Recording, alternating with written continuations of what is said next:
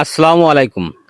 আহ, আমরা রাবিয়া খালা দেখতে যাচ্ছি। আমরা আপনাদের সাথে করে নিয়ে যাই। আসুন, আমরা আমাদের সাথে আসুন। আমরা চলে আসছি। খালা, আসসালামু আলাইকুম। এইদিকে এসো খালা, এইদিকে এসো। দেখুন রাবিয়া খালা, রাবিয়া খালার বাড়ি চলে আসছি। এই যে আমার রাবিয়া খালার বাড়ি আসলাম। রাবিয়া খালা, এই যে দাঁড়াও মা। হুম। কেমন আছো মা? ভালোই আছি। শরীরটা কেমন যাচ্ছে? শরীরটা চলছে না বাপ।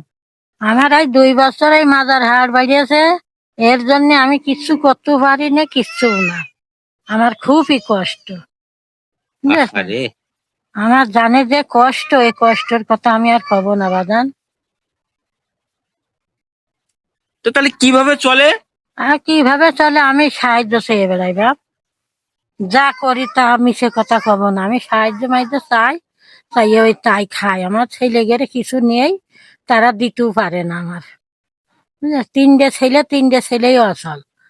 টাকার মানে মাঠে জমা জাতি নেই, কিছু না, কি করে খাবে?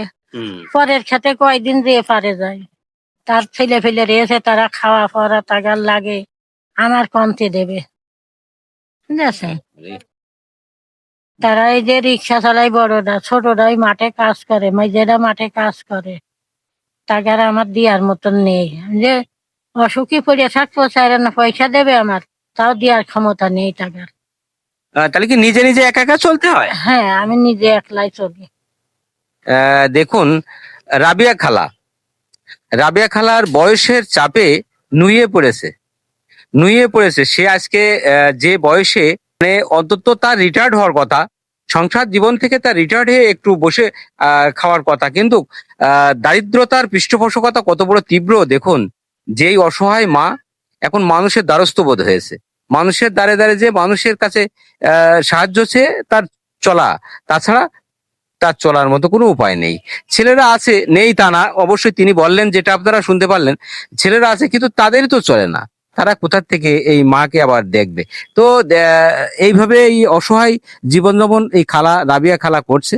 আমরা রাবিয়া খালা দেখার উদ্দেশ্য আসলাম, যে রাবিয়া খালাকে দেখে আসি, আপনাদের সাথে নিয়ে আসলাম। এই হচ্ছে আমার রাবিয়া খালা। রাবিয়া খালার থাকার জায়গা দেখুন, এই হচ্ছে থাকার জায়গা।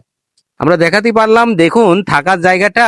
এই হচ্ছে থাকার জায়গা। এই যে পুষ মাসের যে হিমেল হাওয়া, এই হিমেল হাওয়ায় আহ, কত জরাজীর্ণ একটা বাড়িতে তার বসবাস করতে হয়।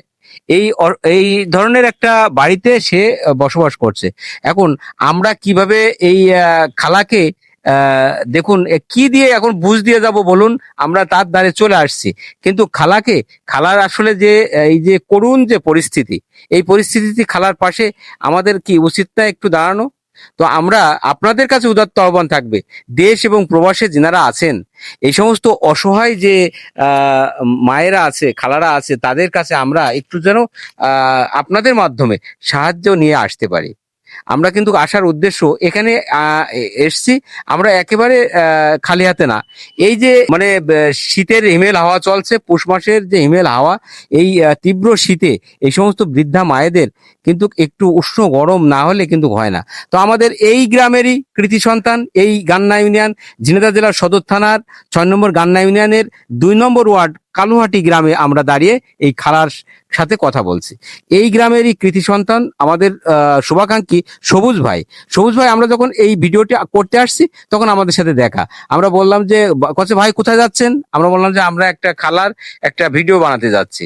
বলছে যে ভাই দাঁড়ান, একটা কম্বল নিয়ে যান। এই দেখুন আমরা সেই কম্বলটা নিয়ে খালার কিন্তু আইছি। খালা, এই যে এই কম্বলটা আমরা দিয়ে গেলাম, এই কম্বলটা হচ্ছে তোমার জন্য। এই গ্রামেরই সবুজ ভাই, আমাদের শুভাকাঙ্ক্ষী সবুজ ভাই পাঠাইছে। আচ্ছা, আমরা এই কম্বলটা তোমার দিয়ে গেলাম। আর কি, কম্বলটা পেয়ে তুমি খুশি না? হ্যাঁ খুশি বা। আর দেখুন, দেশ এবং প্রবাসে যিনারা আছেন, এই অসহায় খালার দিকে একটু সুদৃষ্টি দেবেন। উদাত্ত আহ্বান থাকবে আপনাদের পরে, যে এই অসহায় মানুষটার দিকে একটু সুদৃষ্টি দেবেন, যেন আমরা এই অসহায় মানুষটার পাশে একটু হলেও সাহায্য নিয়ে আবার যেন এই অসহায় খালার পাশে দাঁড়াতে পারি।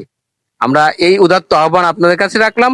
আর খালার যে থাকার জায়গাটা আমরা দেখাতে পাচ্ছি, এমন একটু দেখাও যে কত করুণ পরিস্থিতিতে এই অসহায় বৃদ্ধা, এই মা জরাজন্য জীবনযাপন করছে, খুবই মানবতার জীবনযাপন করে চলেছে। আমরা দেখালাম আপনাদের, আপনারা এর দিকে একটু সুদৃষ্টি দেবেন। অবশ্যই অবশ্যই এই ভিডিওটি লাইক কমেন্ট শেয়ার দিতে কখনো ভুলবেন না, কারণ এই ধরনের ভিডিওগুলো বেশি বেশি শেয়ার দিবেন, জানো সহৃদয়বান মানুষের কাছে এই সমস্ত ভিডিওগুলো পৌঁছলেই কিন্তু এই সমস্ত অসহায় মানুষের পাশে আমরা সাহায্যের বোঝা আবার নিয়ে আসতে পারবো। সেই উদাত্ত আহ্বান আপনাদের কাছে রাখলাম। এবং এই কালোহাটি গ্রাম থেকে আমরা খালার রাবিয়া খালার বাড়ি থেকে বিদায় নিচ্ছি। আপনারা সবাই ভালো থাকবেন, সুস্থ থাকবেন। আসসালামু আলাইকুম।